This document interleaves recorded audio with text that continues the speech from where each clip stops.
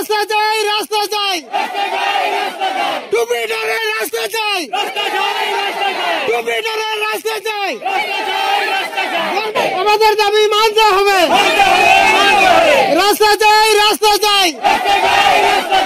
সাংসদ পরিমল শুক্লবৈদ্যের খাস তালুক ধলাইয়ের ভুবনডর গ্রাম পঞ্চায়েত এলাকায় নেই লোক চলাচলের উপযোগী রাস্তা। পথের দাবিতে পথে টুপিরহর দ্বিতীয় খণ্ড এবং বরবননগর গ্রামের সাধারণ মানুষ।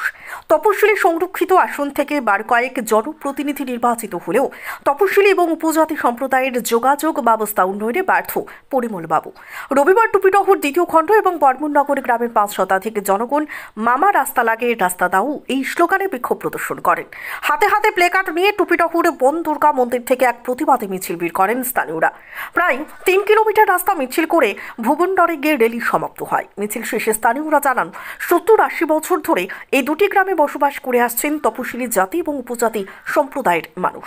এর মধ্যে কত সরকার আসে সরকার যায়, কিন্তু গ্রাম দুটির একমাত্র যোগাযোগ ব্যবস্থা একটি সড়ক নির্মাণ করে দিতে পারেনি কোনো সরকার। ভুবনডোর চা বাগানের ভাঙাচোরা বিহার রাস্তাটিও গ্রামবাসীদের একমাত্র সম্বল। বর্ষার মৌসুমে রাস্তায় প্রায় 2 কিলোমিটার অংশ জলে ডুবে যায়। এতে ভীষণ কষ্ট ভোগ করতে হয় স্থানীয়দের। এদিন জনগণ ক্ষোভের সুরে বলেন, গত 15-20 বছর ধরে তারা পরিমল শুক্লবৈদ্যকে নির্বাচিত করে এলেও আজও তাদের রাস্তা নির্মাণ করে দেননি তিনি। ব্যুরো রিপোর্ট, সোনার বাংলা সংবাদ। আমরা এখানে আমরা মা বাবা তারা 80-90 বছর থেকে এখানে বসবাস করনা, এইখানে রাস্তার লাগে বহুত অসুবিধা হওয়ার। এখন ছাত্র সকল যাইতে স্কুলে এখানে রাস্তার খুব অসুবিধা আছে।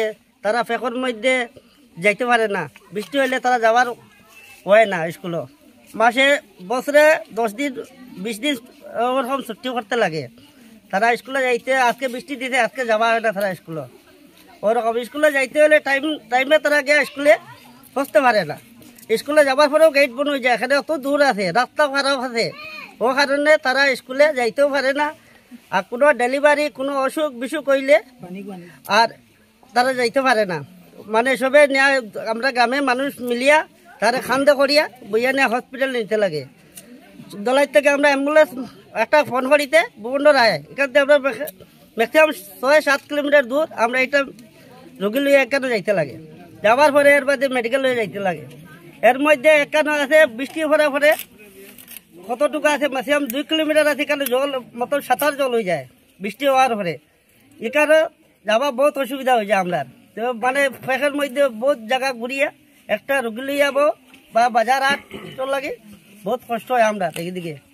আর এখানে যেদিকে যেখানে আমরা এই ফরিমগঞ্জ স্যার আইন, এখানে আমরা একটা অ্যাপ্লিকেশন নিয়ে দিই, স্যার আমরা এই রাস্তাটা আমরা বানাই দিন।